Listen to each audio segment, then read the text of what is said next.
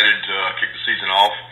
It's very unique for us to have a road SEC opener, which makes things more exciting, make camp probably more challenging when you start thinking about an opponent that's very familiar with you and you're familiar with them, and you're taking a group of players, a lot of them who haven't played a substantial amount, to play for the first time in an SEC road game. So exciting atmosphere. We're looking forward to going up and playing in Nashville, and I got a lot of respect for Derek and his program. For questions for Coach, please press *1, and we'll begin with Murray Poole of Bulldog Illustrated. Hey, Kirby, how you doing? Good. Do you find, Kirby, with your experience at Alabama and as head coach here, that the opening game of the season sometimes is pretty much a voyage into the unknown, so to speak? I guess where some guys who really sparkled in practice don't maybe play as well when the lights go on. And then conversely, some guys who have not done well, stepped up in practice, seem to go out and shine in the games. What would you say about that?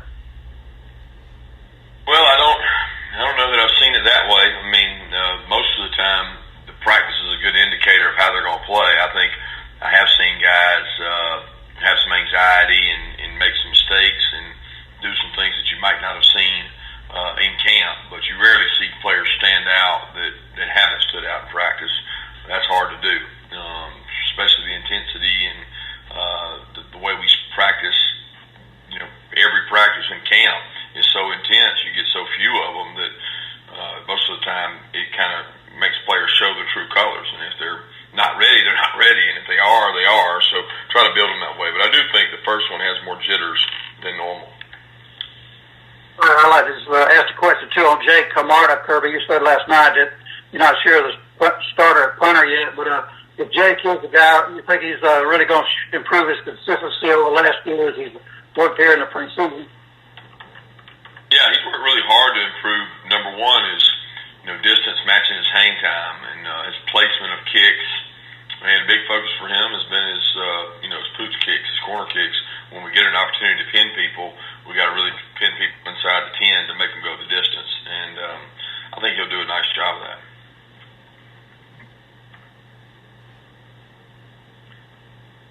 Next is Steve Moulton of WZZN. Hey, Coach, how are you this morning? Good, Steve. Was hoping you could give us an update on Monty Rice and how he has done this fall. I know he's had the injury bug in his career, but overall, how would you evaluate how your linebacker's done, Coach? Monty's a leader. He's exceptional effort. He really works hard in the classroom and the meeting room. So for us, he's done really well. I'm really proud of Monty. I mean, the kid works his tail off. It's really important to him, and he leads others. And I mean, he says he's had the injury bug. He really just had an injury last year, and that frustrated him. But other than that, he's been pretty healthy, especially for a linebacker. And Coach, if you could speak to Derek Mason and the kind of philosophies you see film-wise from him on the defensive side of the football ever since he's taken over those calls. Well, number one, his players play hard, tackle well, and play hard.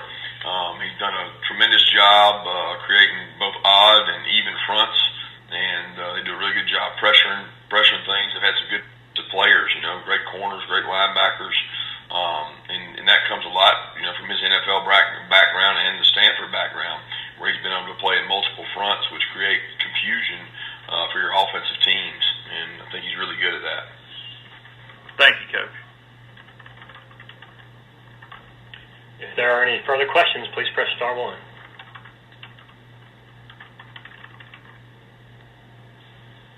We have a follow-up from Steve Moulton.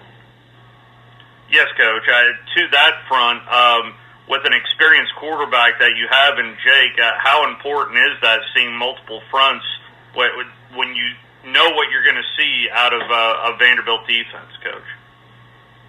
Well, I don't think we know what we're going to see because everybody has off-season changes and wrinkles. So, I mean, Derek's not going to sit in the same things he sat in forever defensively, and nor will we. So nobody's going to stay exactly the same. The toughest thing in the first game is the unknown of what you might see you haven't seen. And obviously with Jake, that helps us tremendously because there's a lot of things he's seen that he understands defensive football from the experiences he has. Overall, what are you most excited to see about this football team kicking off Saturday night, Coach? A lot. I mean, special teams, I want to see. We got a lot of young kids playing on special teams. I want to see those guys flourish, play well. I want to see, what kind of habits we've created, both offensively and defensively. How are we going to tackle? When you look at the games out there and you say it's your first chance to go tackle live in a game outside of 2 or 3 scrimmages and some practice, we haven't been able to do that. So, what kind of identity are all our habits, good or bad, going to pay off for us? And you find that out. Thank you, Coach. We have another from Murray Poole. Everybody's been talking about the receivers all the time. You said over at the media days they might have a chip on their shoulder. People's talked about their inexperience and all so much, but I know you've been really pleased as a group where they've really worked and come on. It looks like they're all ready to play a football game on Saturday night. Yeah, I'm excited to see those guys play. Looking forward to them hopefully having some success. They know that they're targeted and that people are talking about them, and they know they're going to get some one-on-one opportunities with the backs we have and the running game we have. So they got to maximize those opportunities and take advantage of them. Okay, thank you. Next is Glenn Gilbo of USA Today. Coach, what do you remember about your first game as a player, the season opener, your first very game, and how nervous were you going in and so forth? There were jitters. I mean, there was a lot of excitement because being a home game, it's your stands in front of your fans, and I remember a lot more about thinking about it and worrying about it than actually playing in it. And once you get out there in the moment, it's football, and at all ages you've played football, so it's kind of the natural instinct takes over once you hit the grass and go play. So I don't remember jitters during the game. I remember looking forward to getting on the field and lifelong dream of getting to play at home in Sanford Stadium. Who was it again? South Carolina. I got you.